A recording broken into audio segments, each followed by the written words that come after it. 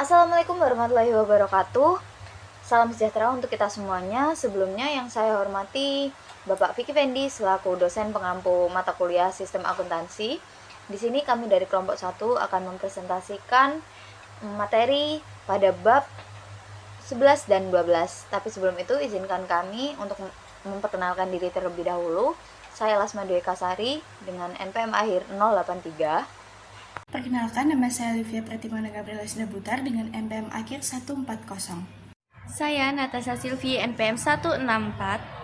Halo semuanya, perkenalkan nama saya Sapira Puspadewi dengan nomor NPM akhir 170. Saya Petra Triananda Pasaribu dengan NPM terakhir 189. Baik, nama saya Rohmatul Hidayah dengan NPM akhir 274. Deskripsi kegiatan, yaitu sistem pengawasan produksi ditujukan untuk mengawasi pelaksanaan order produksi yang dikeluarkan oleh fungsi produksi. Order produksi erat hubungannya dengan order yang diterima oleh fungsi penjualan dari pembeli.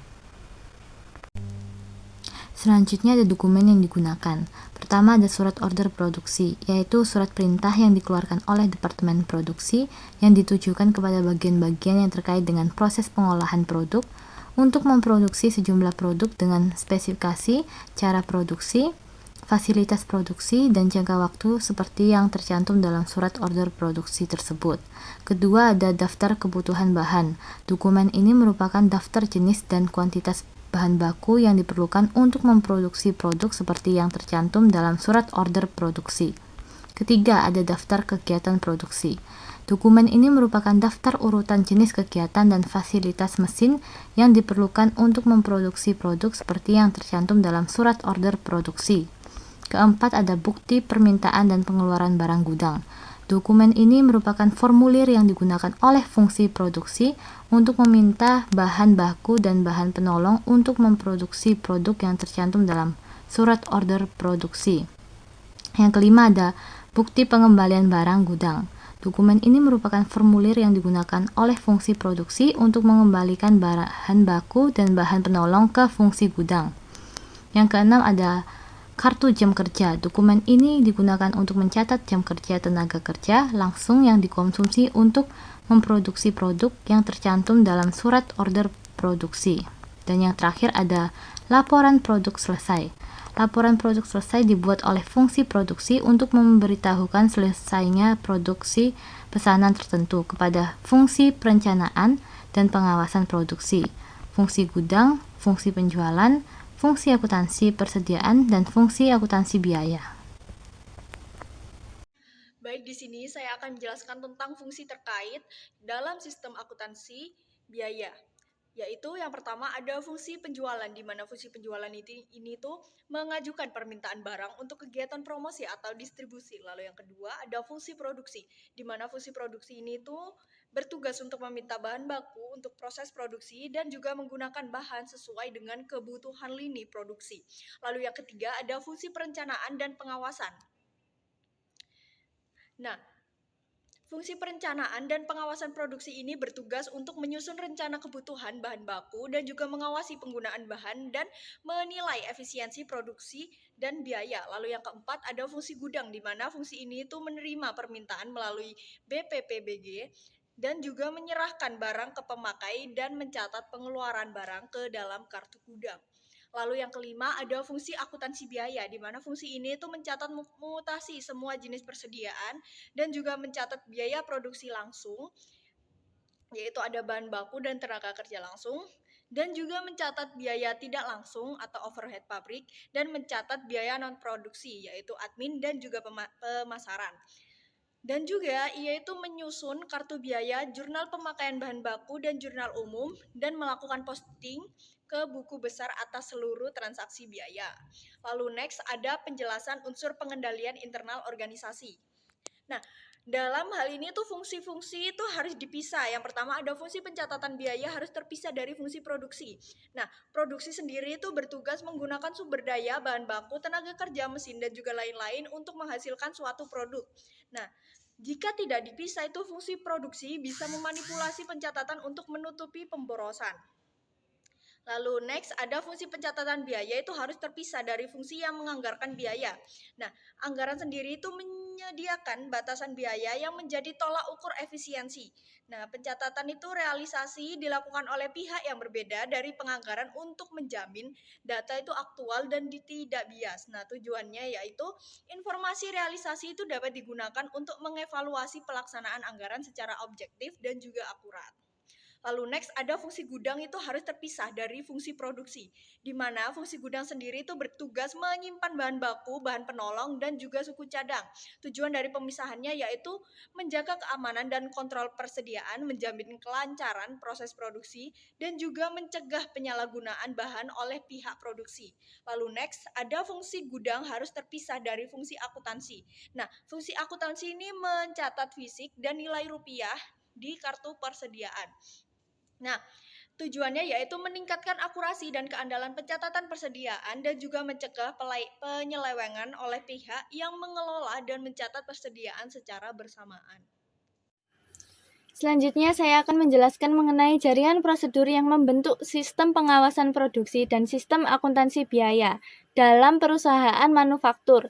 Yang pertama ada prosedur order produksi yang telah dibahas pada bab sebelumnya, kemudian prosedur permintaan dan pengeluaran barang gudang, kemudian prosedur pengembalian barang gudang. Prosedur ini digunakan untuk mengembalikan barang ke gudang. Ada kalanya bahan baku yang telah diambil dari gudang untuk kepentingan produksi pesanan tertentu tidak seluruhnya habis digunakan. Pengembalian barang baku tersebut dilakukan oleh fungsi produksi melalui prosedur pengembalian barang gudang. Dalam prosedur ini dihasilkan dokumen sumber berupa bukti pengembalian barang gudang yang digunakan untuk mengurangi beban bahan baku yang dicatat dalam harga pokok pesanan. Selanjutnya ada prosedur pencatatan beban tenaga kerja langsung yang digunakan untuk mencatat beban tenaga kerja langsung yang dikonsumsi untuk mengerjakan order produksi tertentu yang dikeluarkan dalam periode tertentu. Selanjutnya ada prosedur produk selesai dan pembebanan biaya overhead pabrik. Prosedur ini digunakan untuk mencatat biaya overhead pabrik yang dibebankan kepada pesanan tertentu berdasarkan tarif yang ditentukan di muka dan total harga pokok produk yang selesai ditransfer dari fungsi produksi ke fungsi gudang. Selanjutnya adalah prosedur pencatatan biaya. Baik, untuk slide ini saya akan menjelaskan mengenai informasi yang diperlukan oleh manajemen dan dokumen yang digunakan. Untuk informasi yang diperlukan oleh manajemen ada order produksi yang belum selesai, lalu order produksi yang sudah selesai, lalu ada harga pokok produk jadi, harga pokok produk yang masih dalam proses pada saat tertentu, dan biaya menurut pusat biaya. Lalu dokumen yang digunakan dalam sistem akuntansi biaya bagian besar terdiri dari dokumen yang digunakan dalam sistem pengawasan produksi. Dokumen-dokumen tersebut yaitu surat order produksi, daftar kebutuhan bahan, daftar kegiatan produksi, bukti permintaan dan pengeluaran barang gudang. Lalu ada bukti pengembalian barang gudang, kartu jam kerja, laporan produk selesai, bukti memorial, dan bukti kas keluar. Lalu untuk surat order produksi, dokumen ini merupakan surat perintah yang dikeluarkan oleh Departemen Produksi yang ditunjukkan kepada bagian-bagian yang terkait dengan proses pengolahan produk untuk memproduksi sejumlah produk dengan spesifikasi, cara produksi, fasilitas produk, dan jangka waktu seperti yang tercantum dalam surat order produksi tersebut. Untuk daftar kebutuhan bahan, dokumen ini merupakan daftar jenis dan kuantitas bahan baku yang diperlukan untuk memproduksi produk yang seperti yang dicantumkan dalam surat order produksi. Lalu daftar kegiatan produksi, dokumen ini merupakan daftar urutan jenis kegiatan atau fasilitas mesin yang diperlukan untuk produksi produk seperti yang tercantum dalam surat order produksi. Lalu ada bukti permintaan dan pengeluaran barang gudang. Dokumen ini merupakan formulir yang digunakan oleh fungsi produksi untuk meminta bahan baku dan bahan penolong untuk memproduksi produk yang tercantum dalam surat order produksi. Dokumen ini juga berfungsi sebagai bukti pengeluaran barang dari gudang.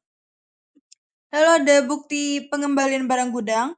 Dokumen ini merupakan formulir yang digunakan oleh fungsi produksi untuk mengembalikan bahan baku dan bahan penolong ke fungsi gudang. Pengembalian bahan ini umumnya disebabkan karena adanya sisa bahan baku dan bahan penolong yang tidak terpakai oleh proses pada saat proses produksi. Lalu kartu jam kerja, dokumen ini digunakan untuk mencatat jam kerja tenaga kerja langsung yang dikonsumsi untuk memproduksi produk yang tercantum dalam surat order produksi. Lalu ada laporan produk selesai. Laporan produk selesai dibuat oleh fungsi produksi untuk memberitahukan selesainya produksi pesanan tertentu kepada fungsi perencanaan dan pengawasan produksi, fungsi gudang, fungsi penjualan, fungsi akuntansi persediaan, dan fungsi akuntansi biaya. Lalu selanjutnya adalah bukti memorial. Dokumen ini digunakan sebagai dasar pencatatan penyusutan aset tak berwujud, amortisasi sewa dan aset tak berwujud, dan pembebanan biaya overhead pabrik kepada produk berdasarkan tarif yang ditentukan di muka. Lalu untuk bukti kas keluar, dokumen ini digunakan untuk mencatat biaya-biaya yang dibayar lewat kas atau biaya-biaya yang keluar dari kas. Baik, pada slide ini saya akan membahas mengenai catatan akuntansi yang digunakan. Ada 5, yakni jurnal pemakaian bahan baku, jurnal umum, register bukti kas keluar, kartu harga pokok produk, dan kartu biaya. Pada jurnal umum dalam sistem akuntansi biaya, pada jurnal pemakaian bahan baku. Jurnal ini merupakan jurnal khusus yang digunakan untuk mencatat harga pokok bahan baku yang digunakan dalam produksi. Untuk register bukti kas keluar, dalam sistem akuntansi biaya, register bukti kas keluar digunakan untuk mencatat biaya overhead pabrik, beban administrasi dan umum, dan beban pemasaran yang berupa pengeluaran kas. Untuk jurnal umum, dalam sistem akuntansi biaya, jurnal umum digunakan untuk mencatat transaksi pembayaran gaji dan upah, penyusutan aset tetap, amortisasi aset tidak berwujud, dan terpakainya uang muka biaya.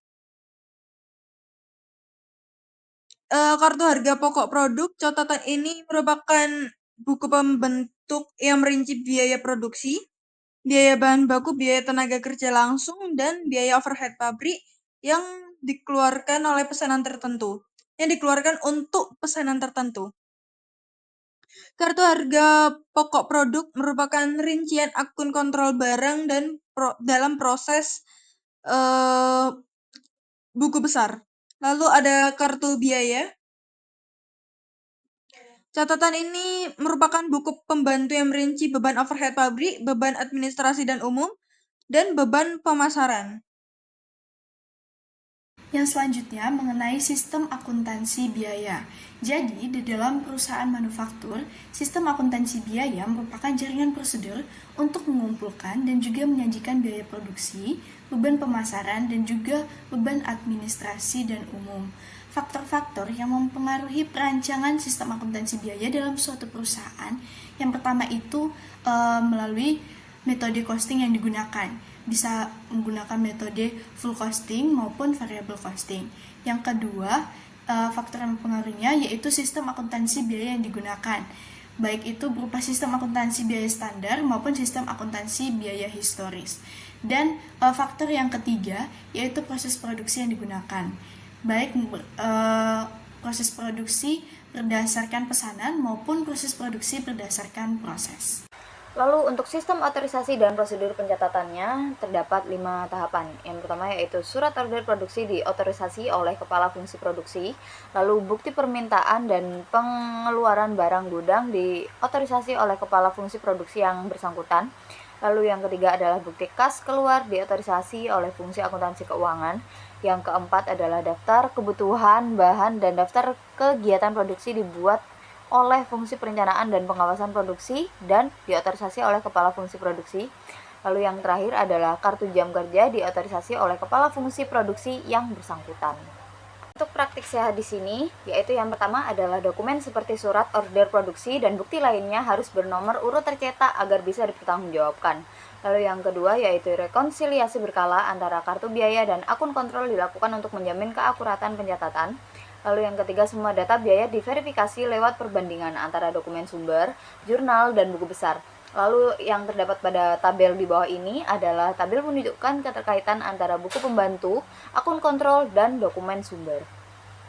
Untuk bagan alir sistem pengawasan produksi dan sistem akuntansi biaya, yang pertama yaitu prosedur order produksi, yang kedua yaitu prosedur permintaan dan pengeluaran barang gudang, lalu yang ketiga adalah prosedur pencatatan jam kerja dan biaya tenaga kerja langsung, lalu yang keempat adalah prosedur pengembalian barang gudang, yang kelima adalah prosedur produk selesai dan pencatatan pembebanan biaya overhead pabrik. Yang keenam adalah prosedur pencatatan biaya overhead pabrik sesungguhnya, beban administrasi dan umum, dan beban pemasaran yang berasal dari pengeluaran kas dan menggunakan register bukti kas keluar dan jurnal umum.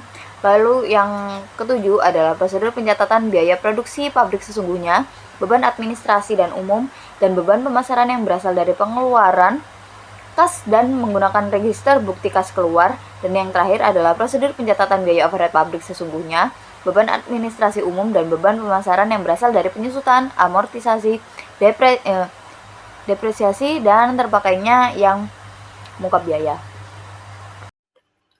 Selanjutnya pada slide ini terdapat bagan alir dokumen prosedur order produksi.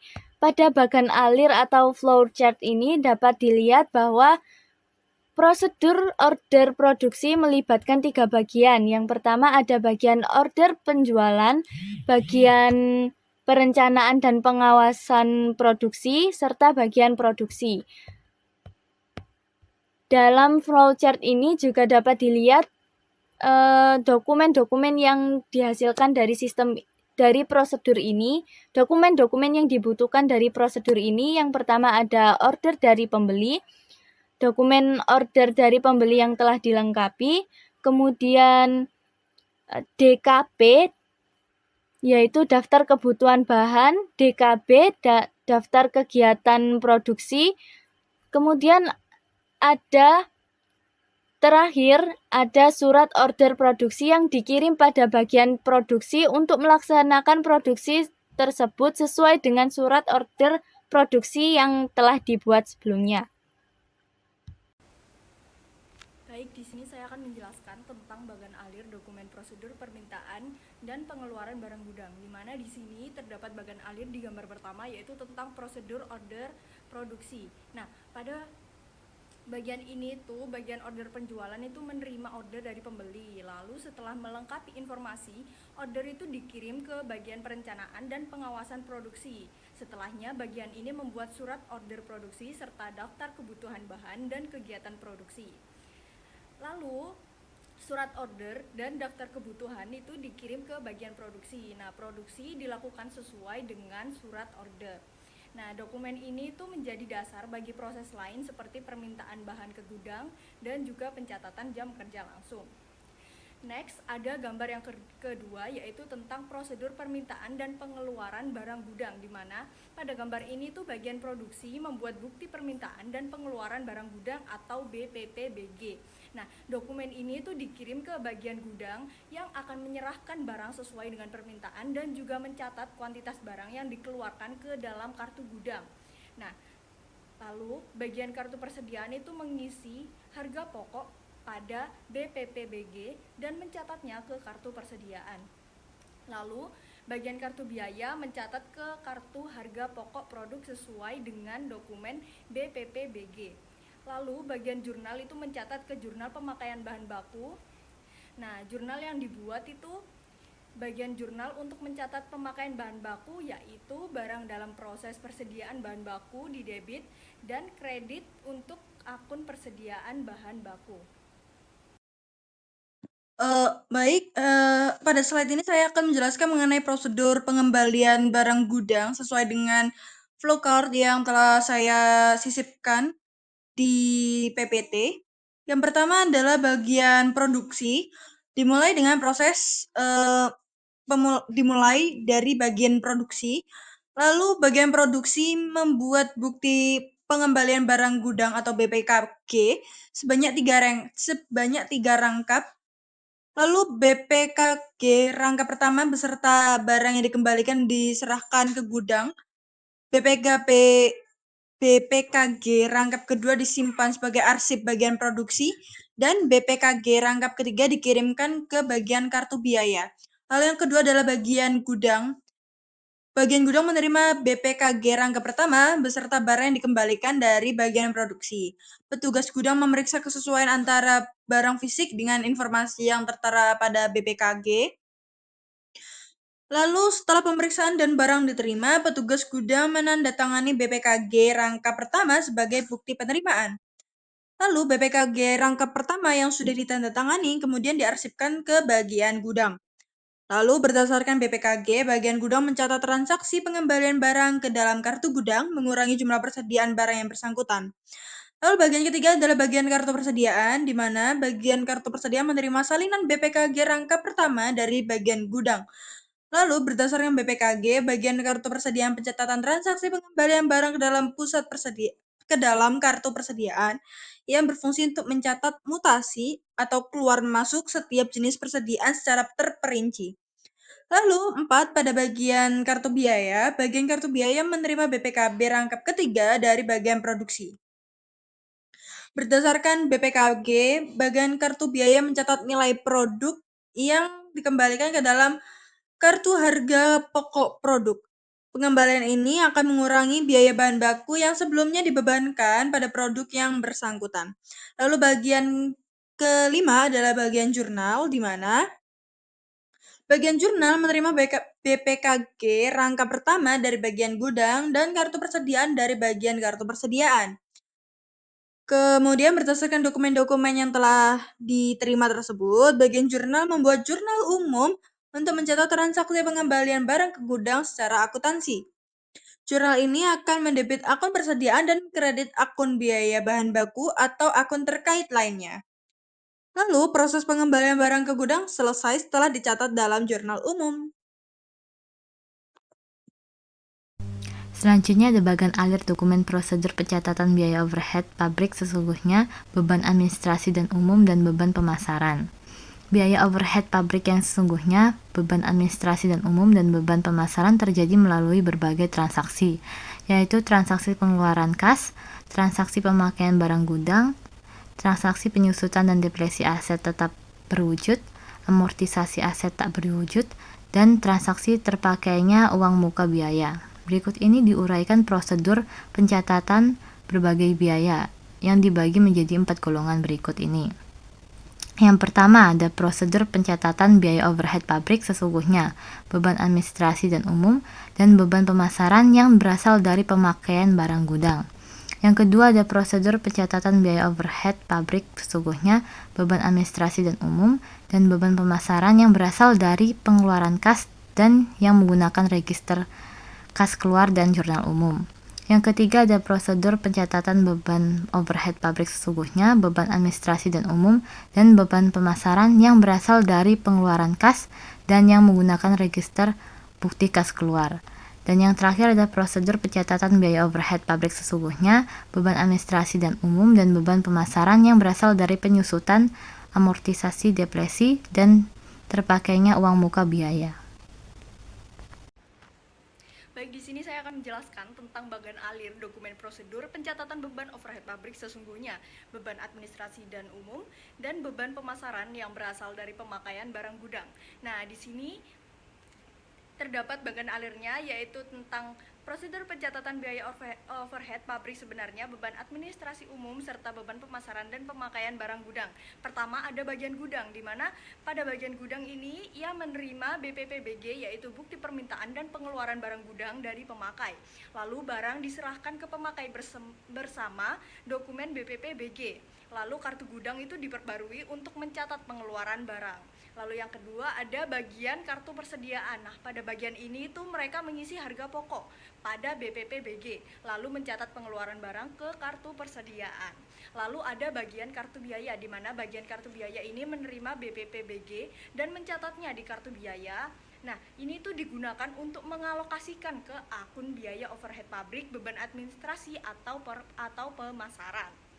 Lalu yang terakhir ada bagian jurnal, di mana pada bagian jurnal ini mereka bertanggung jawab untuk membuat jurnal umum berdasarkan dokumen BPPBG secara berkala. Nah, setelahnya jurnal itu diposting ke dalam buku besar. Lalu untuk bagian alih dokumen prosedur pencatatan biaya overhead pabrik, sesungguhnya beban administrasi dan umum dan beban pemasaran yang berasal dari pengeluaran kas dan menggunakan register kas keluar dan jurnal umum terdapat 2 poin. Yang pertama yaitu distribusi gaji dan upah dilakukan dengan menggunakan jurnal umum dengan jurnal sebagai berikut, di mana biaya overhead pabrik sesungguhnya, biaya administrasi dan umum, dan biaya pemasaran berada di debit dan gaji dan upah berada di kredit. Dan poin yang kedua yaitu pencatatan utang yang timbul dari gaji dan upah dicatat dalam register bukti kas keluar dengan jurnal sebagai berikut, di mana gaji dan upah dijadikan sebagai debit dan bukti kas keluar yang akan dibayar berada di kredit. Pada slide ini terdapat bagan alir dokumen prosedur pencatatan biaya overhead pabrik sesungguhnya, beban administrasi dan umum, dan beban pemasaran yang berasal dari pengeluaran kas yang menggunakan register bukti kas keluar.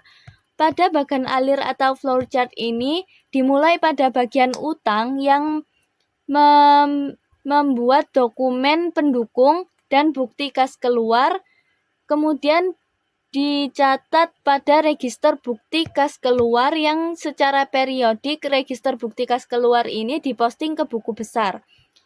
Lalu dokumen tersebut dipindah ke bagian kasa, yaitu pada bagian kartu biaya bukti kas keluar dicatat pada kartu biaya.